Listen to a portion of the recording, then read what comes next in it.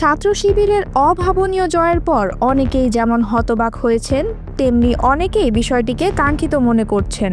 হতবাক হওয়ারা আদতে কোনো হিসেবেই মিলাতে পারছেন না, আর যারা কাঙ্ক্ষিত মনে করছেন তারা তাদের যুক্তি হিসেবে কি বলছেন।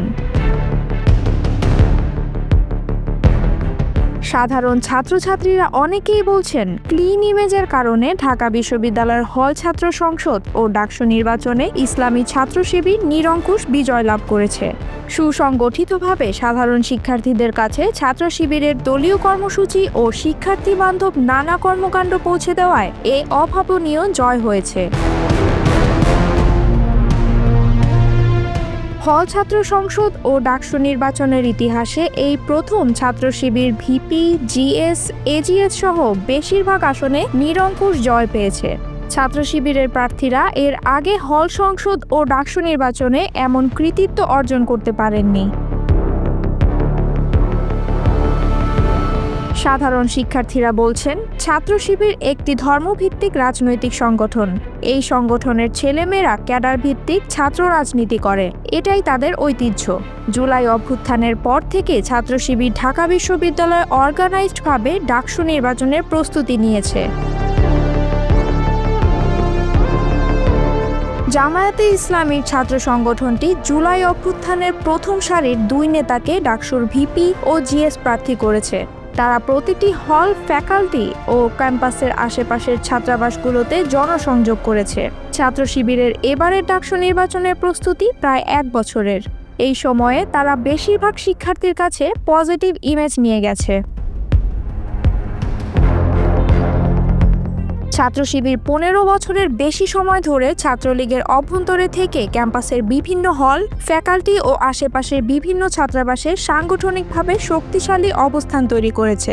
সংগঠনটি তাদের কর্মীদের সঙ্গে সার্বক্ষণিক যোগাযোগ রক্ষা করেছে, পাশাপাশি তাদের ক্যারিয়ার ও প্রযুক্তিগত নানামুখী প্রশিক্ষণ দিয়েছে।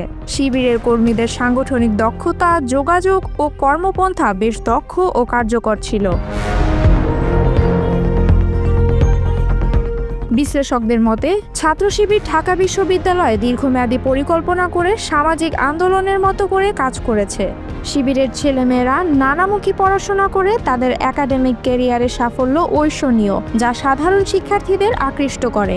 এদের বেশিরভাগেরই আচরণ ভালো। শিবিরের ছেলেদের বিরুদ্ধে চাঁদাবাজি ও সন্ত্রাসী কর্মকাণ্ডের খবর তেমন একটা পাওয়া যায় না, তাই শিক্ষার্থীদের কাছে ছাত্র শিবিরের প্রতি পজিটিভ ইমেজ তৈরি হয়েছে। শিক্ষার্থীরা গতানুগতিক ছাত্র রাজনীতির বাইরে ছাত্র শিবিরের ক্যারিয়ার ওরিয়েন্টেড কর্মকাণ্ড পছন্দ করে। তারা হলে ফাউ খাওয়া, বাকিতে খাওয়া, মারামারি, চাঁদাবাজি, গেস্টরুম কালচার ও টর্চার সেল পছন্দ করেন না। শিক্ষার্থীরা চান তাদের জন্য যে বা যারা কাজ করবেন তাদেরকেই তারা ভোট দেবেন। ডাকসু ও হল সংসদের ভোটের ফলাফলে প্রমাণও মিলেছে। এবার ছাত্র শিবিরের প্রার্থীরা মেয়েদের প্রচুর ভোট পেয়েছেন, যা তাদের অভাবনীয় জয়কে ত্বরান্বিত করেছে। ঢাবির রাষ্ট্রবিজ্ঞান বিভাগের অধ্যাপক ফরিদ উদ্দিন আহমেদ দৈনিক প্রথম আলোকে বলেছেন, ছাত্র শিবির সাধারণ শিক্ষার্থীদের আর্থিক, পড়ালেখা, কোচিং সহ নানাভাবে সহযোগিতা করে। এই কাজ ছাত্রদল ও বাম ছাত্র সংগঠনগুলো খুব একটা করে না, তাই এবার ভোটে ছাত্র শিবির একতরফাভাবে জিতেছে। একই গণমাধ্যমে ঢাকা বিশ্ববিদ্যালয়ের লোক প্রশাসন বিভাগের অধ্যাপক মোসলেহ উদ্দিন আহমদ বলেছেন, ডাকসু নির্বাচনের প্রভাব আগামী সংসদ নির্বাচনে খুব বেশি পড়বে বলে তার মনে হয় না। তার মতে, দেশব্যাপী বিভিন্ন ছাত্র সংগঠনের নেতাকর্মীদের চাঁদাবাজি, দখল ও মব সন্ত্রাসের খবর গণমাধ্যম ও সামাজিক যোগাযোগ মাধ্যমে নেতিবাচকভাবে ছড়িয়েছে। সাধারণ শিক্ষার্থীরা এসব খবর ভালোভাবে নেয়নি। তারা একটি ইতিবাচক বিরাট পরিবর্তন চেয়েছে। নির্বাচনে এর প্রতিফলন ঘটেছে। ডক্টর মুস্তাক আরও বলেন, দখলবাজি, সন্ত্রাস ও চাঁদাবাজির বিরুদ্ধে ছাত্রদলের শপথকে সাধারণ শিক্ষার্থীরা বিশ্বাস করেনি। এছাড়া বৈষম্য বিরোধী ছাত্র আন্দোলন প্রচলিত রাজনীতিকে প্রত্যাখ্যান করে নতুন ধারার রাজনীতির প্রতিশ্রুতি দিয়ে যে রাজনৈতিক দল গঠন করেছে, তারা সেই পুরনো রাজনৈতিক অপকৌশল ব্যবহার করেই নিজেদের দলকে শক্তিশালী করার পথে হেঁটেছে। স্বতন্ত্র প্রার্থীদের প্রতি ছাত্র সমাজের অনুকূল মনোভাব থাকলেও এত বিশাল সংখ্যক ছাত্রছাত্রীদের সমর্থনকে সংগঠিত করার মতো কাঠামো তাদের ছিল না। স্বতন্ত্র পরিচয়ে সেটা সম্ভবও নয়। তারপরও কোনো কোনো স্বতন্ত্র প্রার্থীর প্রাপ্ত ভোট চমকে দেওয়ার মতো ছিল, যেটা আগে দেখা যায়নি।